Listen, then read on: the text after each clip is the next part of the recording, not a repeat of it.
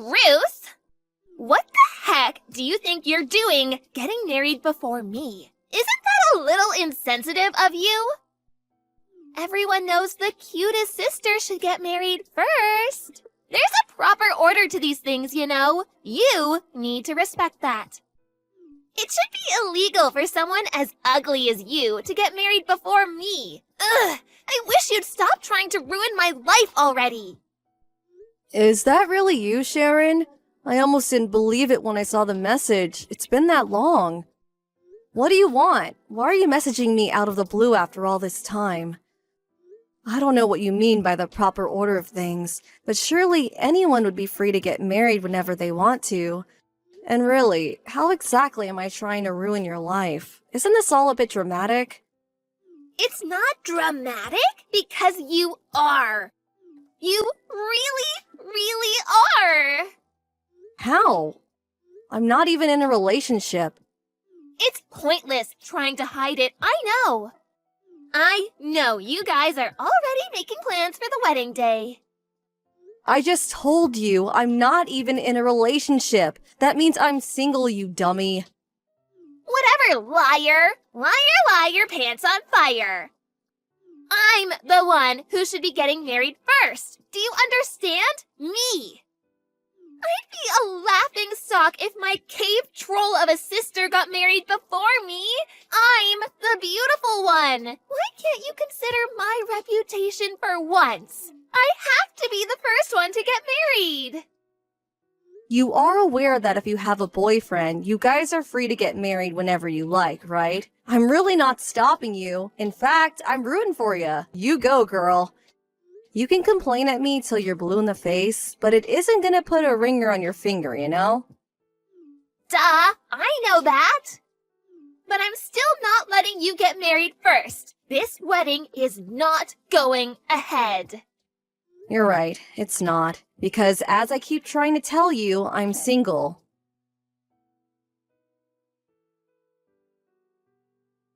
Ruth, I heard that you're planning on getting married without mine or Sharon's permission. Is this true?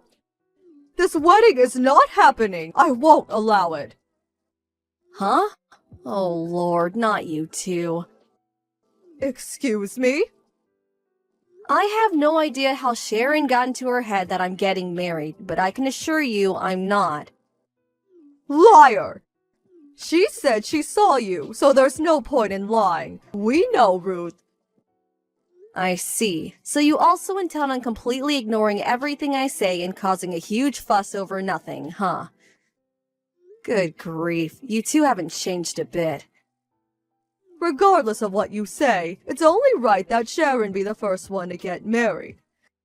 Can you imagine how upset your beautiful sister would be if you got married before her? What with your face being as unfortunate as it is. You're a grown woman, and you need to start thinking about your little sister's reputation in the eyes of the world for once. She'd never heard the end of it. I said this to Sharon, too. But if she has a boyfriend, she's free to get married, whenever she likes. I'm not stopping her at all, and she doesn't need to worry about me one bit. Being senselessly harassed by my estranged family over an imaginary wedding is kind of annoying, and I'd appreciate if you stopped. Excuse me? Wasn't I clear enough? Try this instead then. Leave me alone. Hey, sis. I found a 100% foolproof guaranteed way of getting married before you. What? Are you really still going on about this? Aren't you bored yet? Don't you have anything better to do than pester me? Over something that doesn't even make any sense, no less. Well, you're still making plans for the wedding, aren't you? Like I told you countless times, I'm single and I have no plans to get married. You're gonna love this. I hit upon a way to make you give up on your wedding and get married before you. You can consider this message as a declaration of war. What exactly are you planning on doing? That's for me to know and you to find out. The plan's going full steam ahead starting tomorrow, so you better prepare yourself. Once more, I have no boyfriend, no fiancé, no husband, and no intention of getting married in the foreseeable future.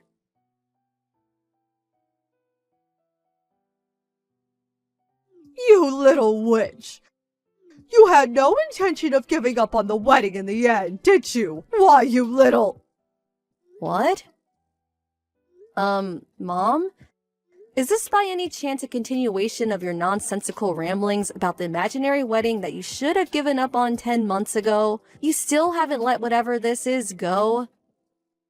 Don't ever speak to your mother like that, young lady! Like hell I'd give up on something so important!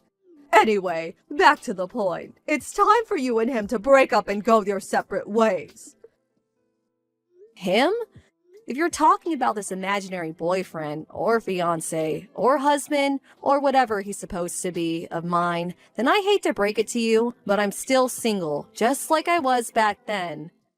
The lies stop now, Ruth! I'd never raised you like this! I don't care how much you kick or scream, but this weekend's wedding ceremony is simply not going ahead. Cancel it! That's an order, not a request. Interesting. That's the first I've heard of me getting married this weekend. Listen, Ruth, here's the thing. Your sister Sharon is pregnant. What? This isn't going to be easy for you, but listen, and listen carefully. The baby is your fiancé's. There's no doubt about it. What? Who the hell are you talking about? I just feel like a broken record at this point, but I'll say it again. I don't have a boyfriend or a fiancé. This person you're talking about doesn't exist. Really, what's going on here? I'm so confused. Have you been causing some poor guy trouble based on a misunderstanding? Please tell me you haven't. Don't you dare change the subject, young lady! Sharon's already in the last month of her pregnancy.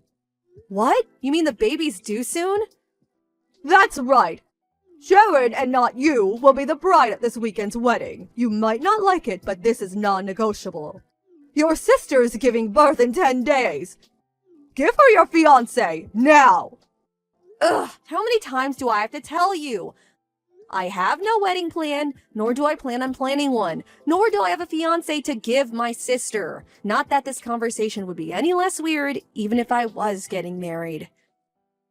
How disappointing. I see you're still clinging to your desperate lies in a vain attempt to dodge your responsibilities to your family. If you don't stop this at once, I'm disowning you. You'll never speak to any of us again, I swear. There's no place for you in this family if you don't value your little sister's happiness. Disowning you is the only sensible option. I really don't mind if you disown me. In fact, I'd actually be super relieved to never have to engage with any of you again. Would you do it? Would you please disown me? In any case, I'm not engaged to anyone. Excuse me? If there is a wedding being held somewhere this weekend, then I strongly advise you look into it a little more thoroughly before you turn the happiest day of some poor couple's lives into a nightmare. One thing I can tell you for sure, the bride at whoever's wedding this is not me.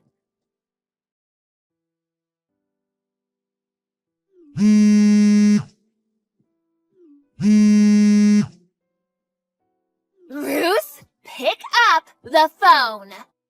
What is this? What the heck is going on? What do you want? Would you mind not spam calling me all of a sudden? I'm kind of at work. Huh? You're at work? I'm on a business trip to Seattle to negotiate with a major client. Seattle? The only reason I'm replying to you is because I have a little downtime in between talks right now. If you have something to say to me, then make it quick. Whoa. Hold on a sec. If you're in Seattle right now... I knew it. The bride at the wedding in Chicago just now wasn't you, was it? Huh? She was a total stranger. I'd never seen her before. Ugh, you tricked me, Ruth. God damn you. Just hold on a sec. How on earth am I supposed to understand what's going on if you won't even explain it to me? You just come at me with a load of gibberish and seemingly expect an answer? Please tell me you didn't just crash some poor stranger's wedding. Well, where was it held?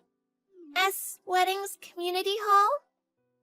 Huh? S Weddings? Obviously! I saw you and your fiancé, Alex Davis, going in there together about a year ago. Where else would it have been held? Huh? Alex? Not only that, but apparently he was seen going in and out regularly afterwards, too. What's more, a little while after that, I overheard him discussing the wedding with someone who seemed to be his friend at a cafe near the hall, and a date was mentioned. And what date was today? Yes! That's why I crashed the wedding while pregnant with Alex's baby. But he wasn't even there. I'd never seen the bride and groom in my life, and they were horrified. God, it was so embarrassing. When the security guards ran over and restrained me, the watermelon I had under my jumper fell out and smashed into little pieces all over the floor. No way. You had a watermelon under your jumper to try and look pregnant? I had no idea what was going on. I was in such a panic. I just hightailed it out of there as soon as I managed to get the security guards off of me. You ran away? Obviously. What else was I gonna do? Stay for the buffet? I'm with Mom right now at the Apple Hotel next to the hall. We've been staying here since last night in preparation for today. We're going home as soon as the heat dies down. I could hear police sirens after I escaped, so we're laying low for now. Oh my God, I can't tell you how embarrassing it was. Even just thinking about it makes me cringe. This is all your fault. You are the worst.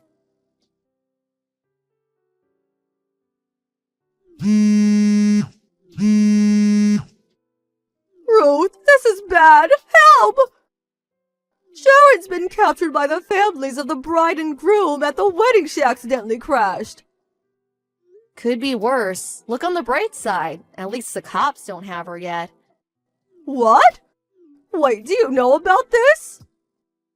Listen, Mom. That wedding my sister just crashed, it just so happened to be the wedding of one of my coworkers. What?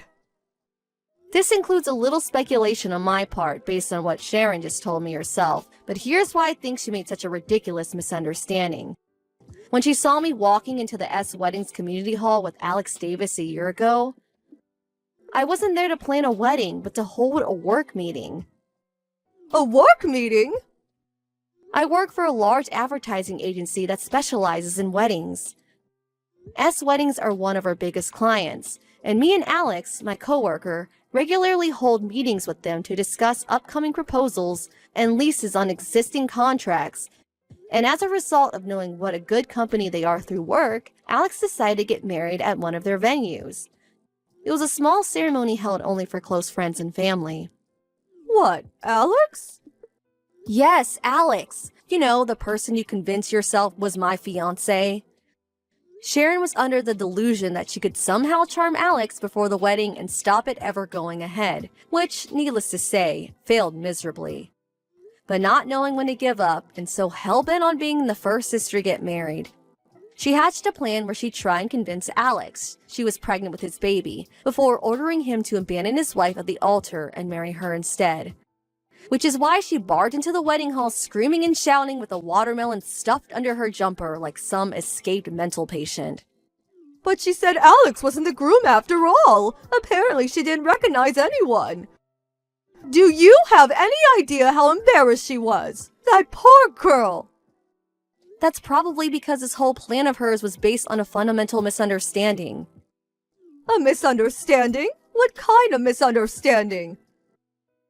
She still hasn't realized, has she? Alex wasn't the groom, she was the bride. What? The bride? Alex is a woman. A woman? She's always been a big girl. She was the national judo champion back in high school, tall as a giraffe with biceps like a bodybuilder. She typically only wears guyish clothes like baggy pants and blazers. I don't think she even owns a skirt. In her own words, I'm mistaken for a guy pretty much on a daily basis. Apparently, she started going out of her way to make it clear to people she's a woman after this whole incident with Sharon basically stalking her, though. Alex is a woman? I can't believe it. How could this be? I'll tell you how it could be. It could be because you both ignored absolutely everything I said at every opportunity. If you would have listened to me for just 1 second, this never would have happened. That's why my sister made a complete moron of herself in front of dozens of people. I had a feeling Alex and her family would probably be looking for the culprit, so I gave her a call. She was speechless when I told her it was none other than my little sister. You told her? You little snitch! You ratted on your own sister! How could you, you demon? She ran away without taking even a shred of responsibility for ruining what should have been the happiest day of my coworker's life. There's only one person in the wrong here, and it isn't me. Ruining? As a result of her gate crashing the wedding, the whole ceremony got canceled. Sharon will most likely be forced to take responsibility in the form of compensation for the cost of the wedding and damages for the mental anguish caused by her abhorrent behavior. If I had to guess, I'd say she should be receiving some letters in a few days' time. Make sure she checks the mail. Compensation? Damages? What? Which is why I advise you to continue this conversation with Alex and her lawyer. No, please! You have to do something about this. You're her friend. Surely you can make her see sense. Nope, it's your mess, not mine. Fix it yourselves. Ruth! Goodbye. You would have thought Sharon would have realized she was making a misunderstanding at some point during the 10 months between hearing about the wedding and actually crashing it.